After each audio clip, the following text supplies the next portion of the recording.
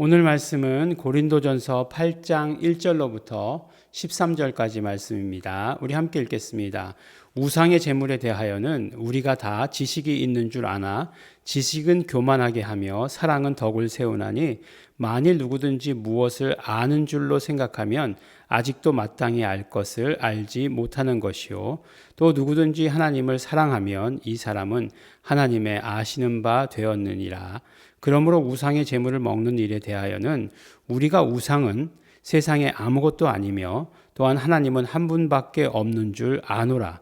비록 하늘에나 땅에나 신이라 칭하는 자가 있어 많은 신과 많은 주가 있으나 그러나 우리에게는 한 하나님 곧 아버지가 계시니 만물이 그에게서 났고 우리도 그를 위하여 또한 한 주 예수 그리스도께서 계시니 만물이 그로 말미암고 우리도 그로 말미암았느니라. 그러나 이 지식은 사람마다 가지지 못하여 어떤 이들은 지금까지 우상에 대한 습관이 있어 우상의 제물로 알고 먹는 거로 그들의 양심이 약하여지고 더러워지느니라. 식물은 우리를 하나님 앞에 세우지 못하나니 우리가 먹지 아니하여도 부족함이 없고 먹어도 풍성함이 없느니라. 그런즉 너희 자유함이 약한 자들에게 거치는 것이 되지 않도록 조심하라. 지식 있는 내가 우상의 집에 앉아 먹는 것을 누구든지 보면 그 약한 자들의 양심이 담력을 얻어 어찌 우상의 제물을 먹게 되지 않겠느냐. 그러면 내 지식으로 그 약한 자가 멸망하나니 그는 그리스도께서 위하여 죽으신 형제라. 이같이 너희가 형제에게 죄를 지어 그 약한 양심을 상하게 하는 것이 곧 그리스도에게 죄를 짓는 것이니라. 그러므로 만일 식물이 내 형제로 실족해 하면 나는 영원히 고기를 먹지 아니하여 내 형제를 실족지 않게 하리라. 아멘. 네, 우리 고린도 교회에 보내는 편지를 보면 이렇게 계속해서 주제별로 이야기들이 나오는 것을 보게 됩니다. 그러니까 어떤 면으로 보면 우리 신앙생활하는 사람들에게 있어서는 굉장히 실질적이죠. 그런데 이제 실질적이지만 우상의 제물 이런 것들에 대해서 이야기할 때 우리는 우상의 제물을 먹지 않아요 라고 이렇게 생각할 수가 있습니다. 그렇죠. 보니까 제사를 지내지도 않잖아요. 그러니까 제사 지낸 것, 우상에게 바쳐진 제물 그런 거 우리 안 먹습니다. 그렇게 이야기하지 않습니까? 제사를 안 지내는데 그런 것들이 있겠습니까? 그러니까 당연하다라고 이렇게 이야기할 수 있는데요. 여기서 말하는 것이 무엇인지 우리가 또 한 가지 잘 알아야 됩니다. 그리고 또 한 가지 사실 오늘 본문 가운데 굉장히 신학적으로 중요한 그러한 문구가 있어요. 그게 뭐냐 하면은 8장 6절에 보면 이렇게 말씀하세요. 그러나 우리에게는 한 하나님 곧 아버지가 계시니 라고 이렇게 얘기하고 있고 한 주 예수 그리스도 이렇게 말씀하고 있어요. 한 하나님 아버지 한 주 예수 그리스도라고 이렇게 이야기하고 있습니다. 그래서 이때에 이제 이 표현들은 바로 이제 삼위일체로 가기 전에 이위일체다라고 하는 것을 드러내는 그런 표현 가운데 아주 어떤 면으로 이야기하면 대표적인 그런 표현이 되는 거죠. 한 하나님, 한 하나님, 그 다음에 한 주 예수 그리스도 이렇게 이야기하고 있어요. 근데 이제 이거는 이제 곧 여러분들께서 잊어버리실 테고 그러면 우상의 제물 맨 마지막에는 또 바울이 뭐라고 얘기하냐면 만일 식물이 내 형제로 실족해 하면 나는 영원히 고기를 먹지 아니하리라 라고 이렇게 말씀하고 있습니다. 그러니까 보니까 율법에도 보면 이 먹는 것에 대한 그런 그 율법의 조항들이 굉장히 많이 있어요. 그 왜 율법에 그렇게 먹는 것에 대해서 많이 있을까라고 하는 것을 그 의미를 우리가 사실은 잘 알아야 되는 거죠. 율법이 규정하고 있는 먹는 것에 대한 규정은 굉장히 자세합니다. 그래서 굽이 없는 것들은 먹지 말아야 되고 굽이 몇 개인 것도 먹지 말아야 되고 물고기도 비늘이 없는 것들은 먹지 말아야 되고 그런 것들이 있어요. 그래서 보면은 여러 가지 먹지 않는 것 중에 돼지 안 먹습니다. 율법에 못 먹게 되어 있죠. 그 다음에 이제 보면은 소도 먹을 때 그냥 피째 먹지 못하게 되어 있어요. 양도 피째 먹지 못합니다. 그래서 피를 다 빼야 되는 거예요. 피를 다 빼야 이제 먹을 수 있습니다. 근데 이제 피를 뺀다라고 했을 때 여러분들 뭐 이제 그 갈비찜 해보신 적 있으시죠? 얼만큼 피를 빼야 다 빠지는 건가요? 그런 것들이 좀 애매하긴 하죠, 그죠? 우리 기준으로는 뺐다고 얘기하지만 그렇다고 그게 완벽하게 다 뺀 것일까요? 그렇진 않아요, 그렇죠? 그 완벽하게 다 뺄 수 없지요. 뺄 수 없게 되어 있습니다. 그래서 그렇다고 한다면 그 피째 먹지 말라고 하는 그 의미가 굉장히 중요한 거죠. 그리고 피째 먹지 않는 그들은 행동을 했어요. 그래서 피를 빼는 그런 과정을 거쳤죠. 근데 피를 먹지 말라고 한 것은 언제까지냐면 결국 예수 그리스도께서 오셔서 내 피를 먹으라 라고 할 때까지 다른 어떤 것들은 먹지 말라는 거예요. 그리고 나서부터는 내 피를 먹는 거죠. 그리고 나서 예수께서 내 피를 먹으라 라고 이야기하신 다음에 그 다음에 먹는 것에 대한 그런 모든 율법들은 다 없어졌죠. 그 다음에 이제 이야기하기를 사도들의 회의에서 이야기하기를 우상에 바쳐진 제물 뭐 그런 것들을 그 다음에 이제 그 피채는 먹지 말아라. 이제 그 정도만 이렇게 정해졌지. 그 다음에 먹는 그런 어떤 그런 금하는 것들은 다 없어졌죠. 그러니까 율법이 이야기하고 있는 먹는 것에 대한 것은 이것이에요. 근데 이제 여기는 어디였냐면 이제 그 이방 지역이잖아요. 이방 지역인데 이제 고기가 있을 거 아니에요. 고기가. 근데 고기가 이 어떤 고기냐 하는 거예요. 어떤 고기고 왜 고기를 안 먹는다고까지 얘기했는가가 중요한 거죠. 그러니까 우리가 지금 보면 이제 우리는 이제 시장에 가서 가면 고기를 아주 흔하게 볼 수 있죠. 그냥 시장에 이렇게 늘어놓은 고기는 없어요. 그죠? 근데 이제 중앙아시아 같은 데 가니까 시장에서 그냥 고기를 이렇게 널어놓고 팔더라고요. 굉장히 위생상으로 안 좋을 것 같은데 자외선이 강해가지고 그런 어떤 뭐 고기를 상하게 하지 않는다는 거예요. 상하지 않는다는 거예요, 고기가. 그래서 어쨌든지 간에 그렇게 파는데 우리는 이제 그렇게 팔지 않죠. 그 다음에 우리는 이 고기라고 하는 것을 소고기, 돼지고기 예를 들면은 이제 나라의 정한 법에 의해서 도축하는 곳이 있고 그 도축하는 곳에 따라서 그 다음에 이제 그 검사하고 도장 찍고 병이 없는가 확인하고 그 다음에 그것을 유통하게 되어 있지 않습니까? 그래서 보면은 이제 돼지도 보면은 어떤 부위에는 이렇게 파란색 도장이 찍혀 있는 그런 부위가 있는데 먹어도 해롭지 않다 이렇게 얘기하죠. 수의사가 찍는 거예요, 그거. 네, 수의사가 찍습니다. 그거 잘못 찍으면 어떻게 되죠? 3번, 3 스트라이크 아웃이에요. 그래서 돈 받고 이제 뭐 찍어주고 옛날엔 그런 일도 비일비재했다는 거예요. 그러면 이제 돈 많이 받고 한 3번 챙기고 끝이다 이제 그렇게 했다는 건데. 어쨌든지 간에 그거 이제 다 이제 그 나라에서 적법한 절차에 따라서 하는 거죠. 근데 지금 이제 우리나라에 보니까 이슬람 사람들이 많이 들어오잖아요. 그 사람들은 먹는 게 더 까다로워요.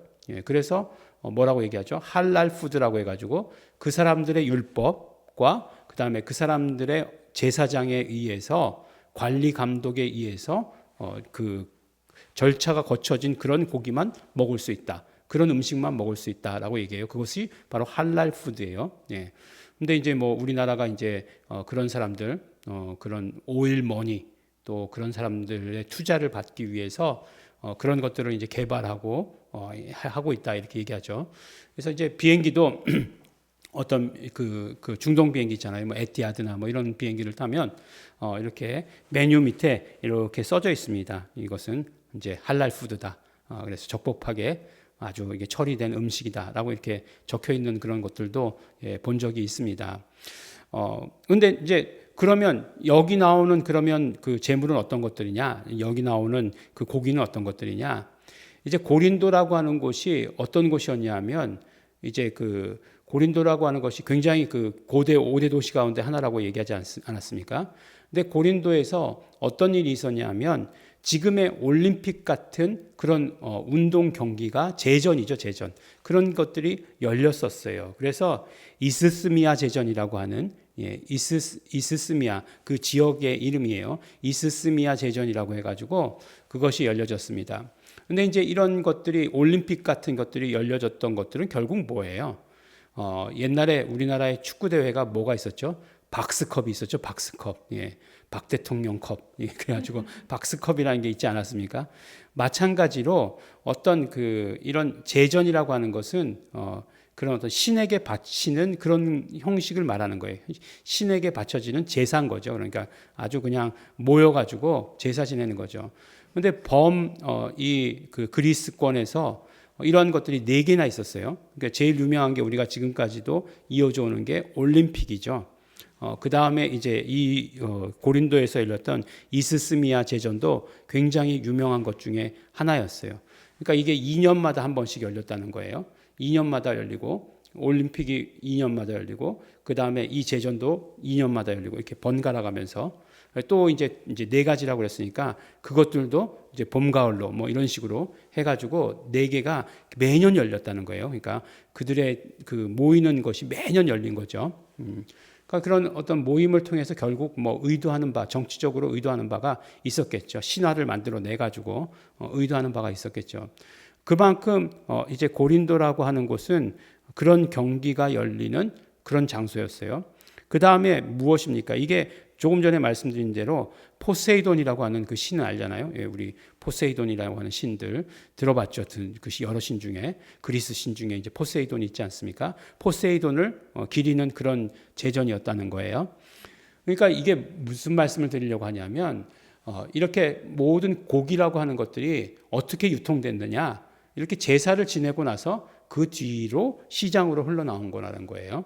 예, 그 뒤에 그 후에 시장으로 흘러나왔다는 거예요. 그러니까 결국엔 그 당시에 고기 중에서 고기를 먹으려면 우상에게 바쳐지지 않았던 고기를 먹기가 힘들었다는 거예요. 예, 자기가 잡지 않는 이상은, 자기가 양을 키워가지고 잡지 않는 이상은 그렇게 먹는 것은 쉽지 않았다라고 하는 것이에요. 근데 이제 지식이 있는 사람들이라고 하는 건 뭐예요? 결국 우리 가운데서 신학한 사람들이죠. 신학한 사람들은 뭐라고 얘기하냐면 그거 아무것도 아니야 라고 얘기하는 거죠. 우상에게 바쳐졌던 것 아무것도 아니야. 하나님은 한 분뿐이시고 오직 하나님만이 유일하신 하나님이시지 그 다음은 잡신들은 아무것도 아니야. 그러니까 거기에 뭐 바쳐졌다 할지라도 그거 먹는 거 아무것도 아니야 이렇게 얘기하는 거죠. 맞죠. 그렇죠. 이건 신학적으로 굉장히 옳은 이야기죠. 그런데 바울이 이야기하고 있는 것은 그것이 아니에요. 그것이 아니라 그러나 분명히 믿음이 약한 사람들이 있을 거라는 거죠. 너희처럼 지식이 있어서 자유한 사람도 있는 반면에 믿음이 약한 사람도 있는데 만약에 너희의 그 자유함으로 말미암아 그래서 이제 막 그냥 그런 데서 이것도 아무것도 아니야 그래서 먹는 모습을 보게 되고 그 다음에 그것으로 인해서 걸려 넘어지게 된다면 그것이 걸림돌이 된다면 그렇게 안 하는 것이 유익하다라고 하는 것이에요. 그래서 제일 처음에 우상의 제물에 대해서 이야기할 때 지식은 우리가 다 지식이 있는 줄 아나니 지식은 교만하게 하며 사랑은 덕을 세운다라고 이렇게 이야기하고 있습니다. 항상 근데 이제 덕을 세우다라고 하는 단어가 어려운 단어예요. 무슨 말이냐면 덕을 세우다라고 하는 그런 단어는 없어요.